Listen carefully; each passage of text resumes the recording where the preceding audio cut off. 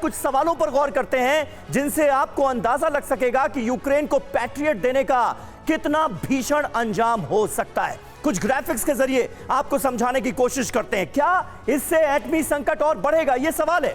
चेतावनी के बावजूद यूक्रेन को पैट्रियट देने पर पुतिन किस तरह से रिएक्ट करेंगे ये कोई नहीं जानता। वैसे ही उनका गुस्सा चरम पर नजर आ रहा है। बिल्कुल। इसके अलावा कुछ और बड़े सवाल हैं जो आपके सामने हम जल्दी से रख देते हैं।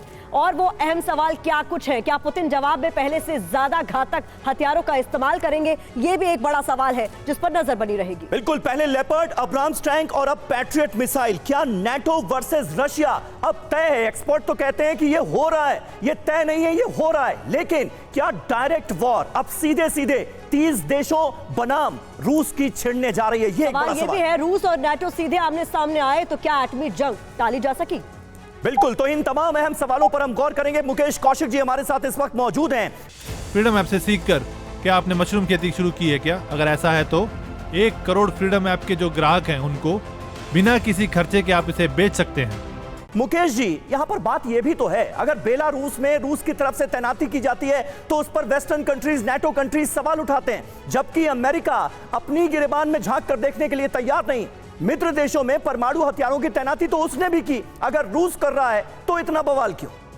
देखिए, मुझे लगता है कि सैन्य एक्सपर्ट हैं जनरल चतुर्वेदी, उन्होंने कहा कि ये सिर्फ डेटरेंट है।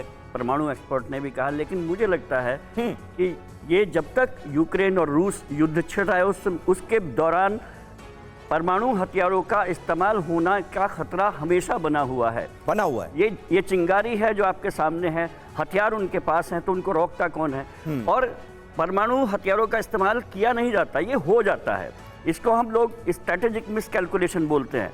अगर पुतिन को किसी मौके पर यह लगा कि अब मैं पूरी तरह से हारने वाला हूं, घिर जाता हूं, तो ये युद्ध उनको हारना नहीं है। और यदि वो इसको जीतना चाहते हैं तो उसके लिए वो किसी भी हथियार का इस्तेमाल कर सकते हैं जो उनके जखीरे में है।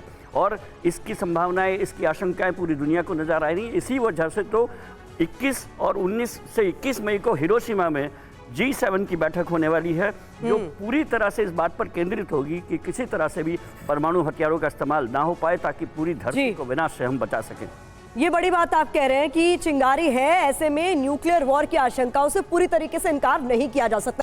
फ्रीडम ऐप से सीखकर क्या आपने मशरूम खेती शुरू की है क्या? अगर ऐसा है तो 1 करोड़ फ्रीडम ऐप के जो ग्राहक हैं उनको बिना किसी खर्चे के आप इसे बेच सकते हैं।